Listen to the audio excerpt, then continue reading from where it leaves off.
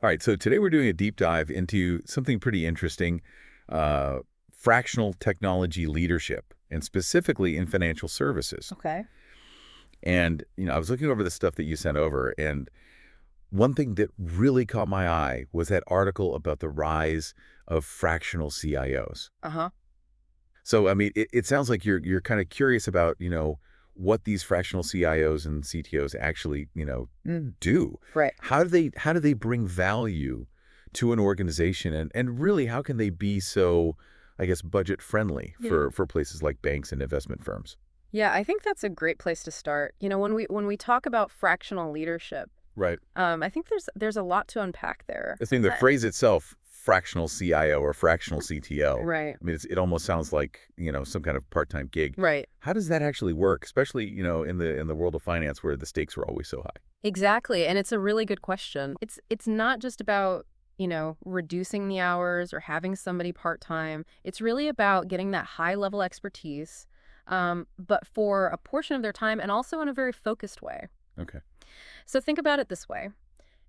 Imagine you're a financial institution and, everybody's talking about blockchain for secure transactions, but your internal team, they don't really have that expertise. Yeah. So instead of, hiring a full-time blockchain expert or, trying to train your existing team, you could bring in a fractional Oh, CTO wow. who has that specific experience in blockchain. I see. And they could guide your institution through, that whole implementation process, make sure it's done right, make sure it's secure, and, really get you up and running quickly. So they're almost like specialist brought in for a specific mission. Exactly. And we all know that technology is changing so rapidly in the world of finance. So being able to tap into that expertise and, in a way that's also cost effective, that's really powerful for financial institutions.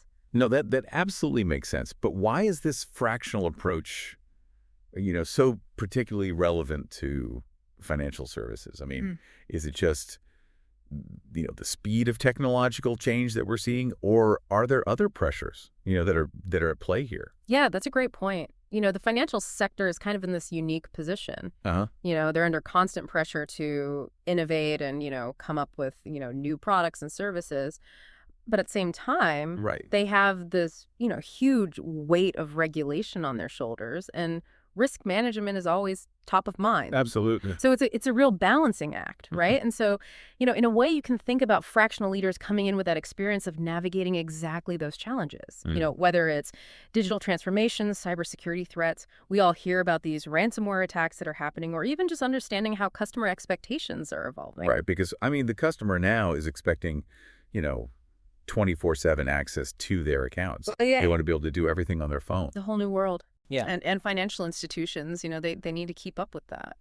So if you were in the shoes of one of our listeners today, Okay. and you were thinking, maybe we should bring in a fractional CIO or CTO, what would you be looking for in a person like that? I mean, what are the skills, what kind of experience do they need to be successful in this type of role? Yeah, it's a great question. Yeah. I think first and foremost, you need somebody who really understands the financial services landscape inside and out. Okay. And I don't just mean, the tech side of things, but also the regulations, the specific pressures that financial institutions face. Right. Deep technical knowledge is obviously crucial, but it's not enough on its own. Yeah, you need more than just a tech whiz, right? Exactly. You need somebody who also has that strategic mindset, the ability to connect the dots between technology and business goals, and they need the communication skills to bring everybody along on that journey. So it's almost like a, translator between the tech world and the business world. Yeah, in a way. And bring those two together. Yeah, absolutely. I'm thinking back to some of the material that you sent over, and one of the things that they talked about was, this whole concept of aligning technology with business goals. Right.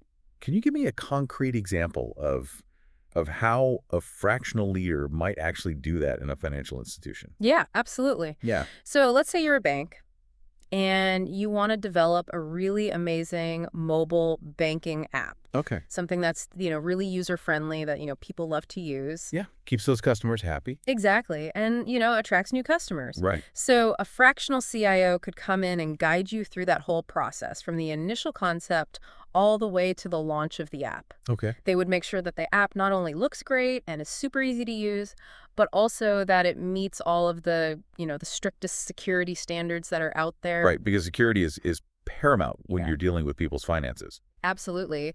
And they would also make sure that it integrates seamlessly with the bank's existing systems. Right, so it's not just this, standalone thing that doesn't talk to anything else. Right. It needs to fit in with everything else that the bank is doing. Right, so they're helping the bank to invest in technology that's actually going to drive growth and not just, something that's shiny and new but doesn't really have a purpose. Exactly. You want to make sure that your technology investments are aligned with your overall business goals. It sounds like from what we've been talking about that, fractional technology leadership could be a really smart strategy for financial institutions that want to stay competitive, in this fast-moving world without, having to make huge commitments or break the bank. I think that's a great way to put it. Yeah. It's about having access to that high-level expertise when you need it most. Right. And, in a way that allows institutions to adapt and really thrive in this, rapidly changing environment. Yeah. It's an exciting development, I think. Yeah, and it makes me think that, what other industries could benefit from this kind of model, Right. and what kind of challenges might they face, going down that road. It's a good question to think about. Yeah. Well, thanks for joining me for this deep dive. My pleasure. It was great talking with you. Likewise. And for all of you listening out there, thanks for tuning in. Yeah, thanks for listening. We'll see you next time. See you later.